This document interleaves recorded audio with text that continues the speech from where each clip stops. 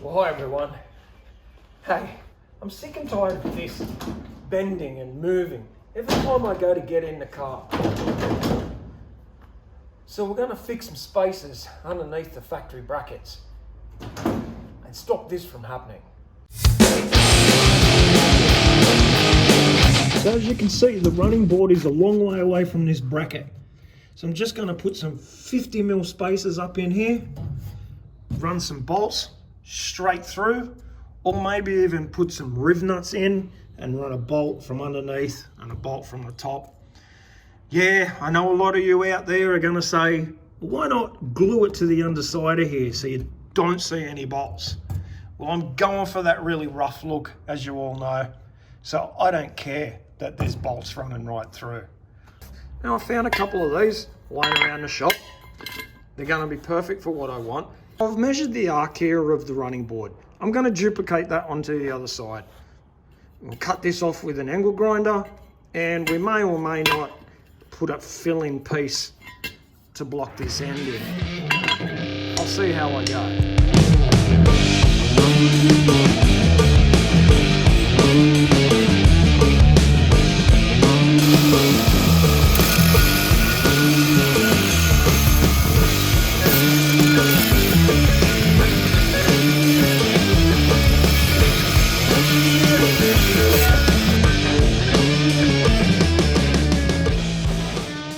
Just the way I wanted it. 3 more to go. So the back ones came in at 75mm, which is 3 inches. So I've already measured this up. Let's cut it.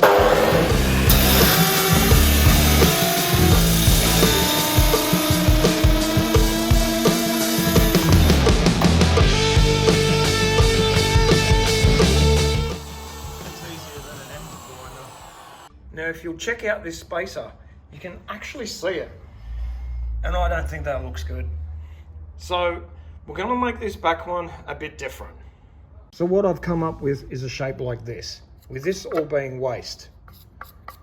That way this will still match up to the shape of the running board, and this section here you won't see from standing up. I think it'll look fine.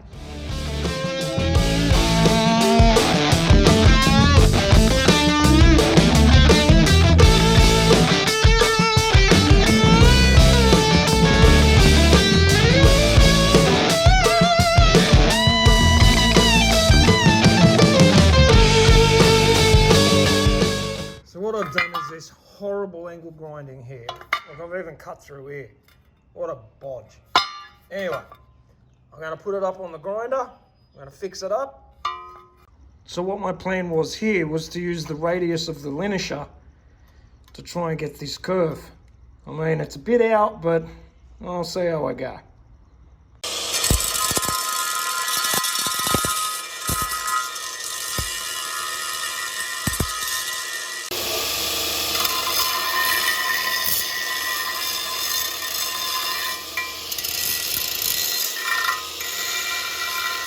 So again, this works just the way I wanted it to.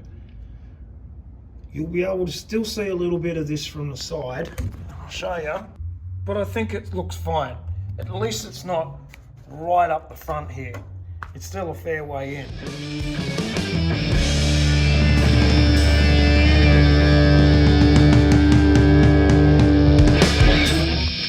Well, I'm back at home now to use my drill press and put some holes in the spacers that I made earlier.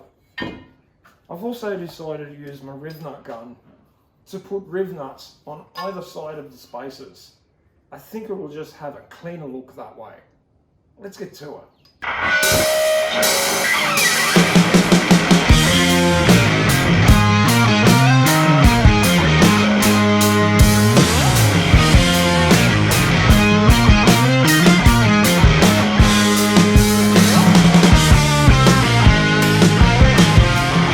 So what I've got to do now is drill out these pilot holes bigger to accept the Nutsert, or Rivnut, whatever you want to call it. To do this, I'm going to use my vernier calipers. Let's turn that on. And it comes in at 10.9. which is approximately 11. So I'll grab my 11 out of here. That's an 11. Well, look at that. It's 10.9 anyway. So we'll use this one to bring these holes out bigger. Before using this huge drill, it's best to use like a 6 or a 7 or even step it up more. So we're not just putting a big giant hole straight into this pilot hole.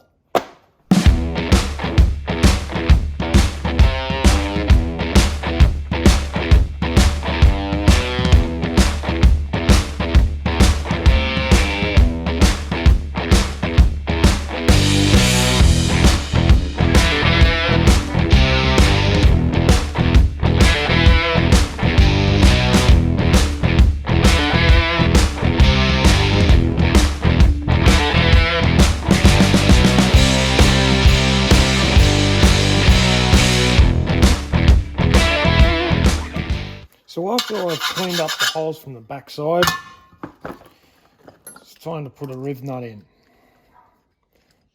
I screw it onto the gun.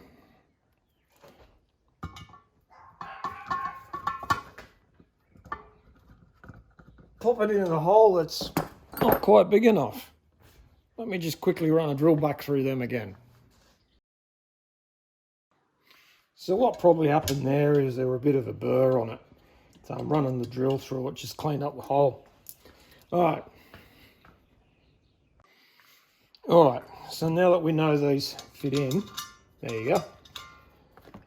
We'll screw this onto here and insert it to the hole.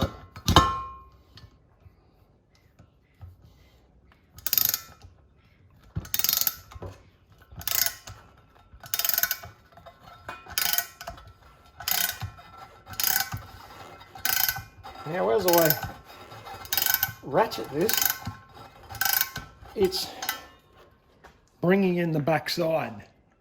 You can see that.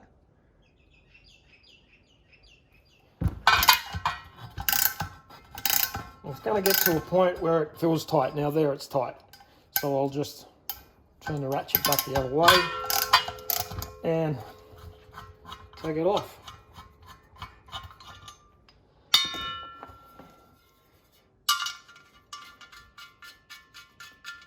That's a riv nut.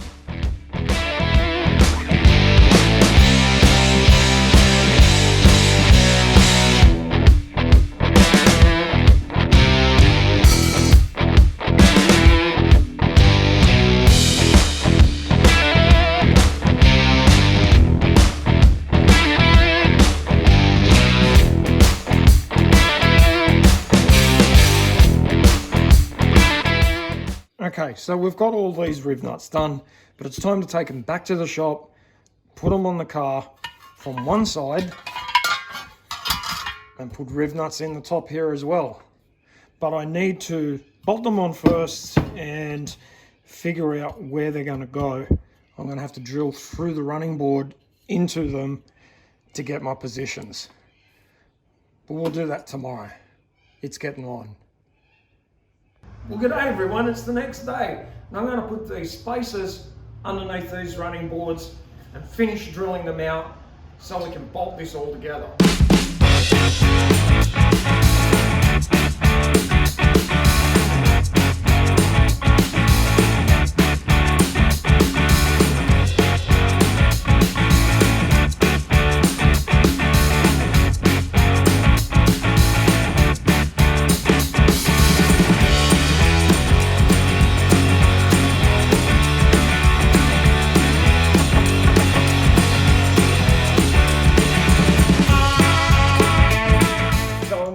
As much as this fiberglass I've just drilled as possible, because if you just leave it lying around, it just makes you really itchy.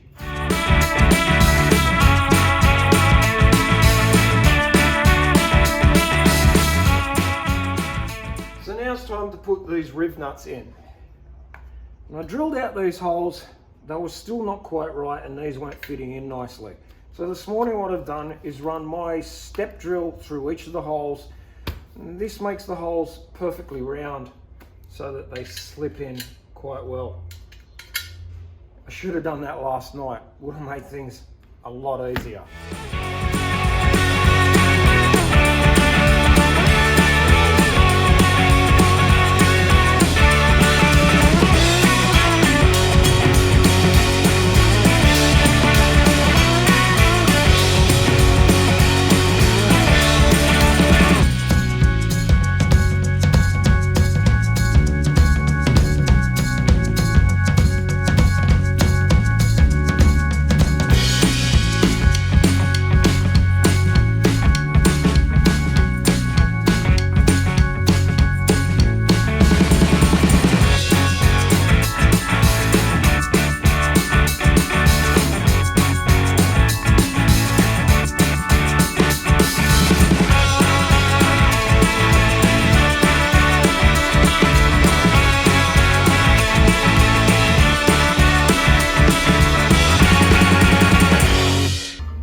Okay, so after a quick wipe down, it's time to get these up and under and bolted in.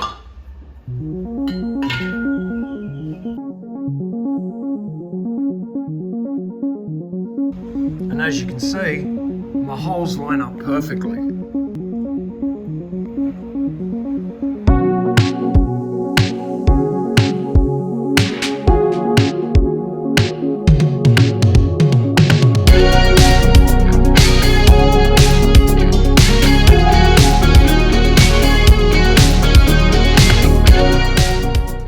I won't be using these bolts in the final build. They're just there for the moment for ease of assembly while I'm building the car. What I'm probably going to use is something like this, which is a button head Allen key bolt. Or I might use something like this, a button head Phillips head. I might even be able to get this in a flat head, which is more period correct. And I know it's not meant to be bolted up this way, but you got to remember I'm building the car to look like some old farmer just threw it together. So I think that's what someone would have done back in the day. And one last thing to show you is just how rigid it is now. And that's moving the whole car now. I won't have to worry about leaning on it and breaking it. Now it's time to crawl in on this side and get this side done. Well, that's a wrap for this video. As you can see, I can sit on the running board now. Next video, we're going to look at brakes. A brake pedal, master cylinder, brake booster, and an accelerator pedal. And in an upcoming video, we're also going to look at my buddy's HT Monaro. He had some problems with the engine after I left. We're going to show you what we did.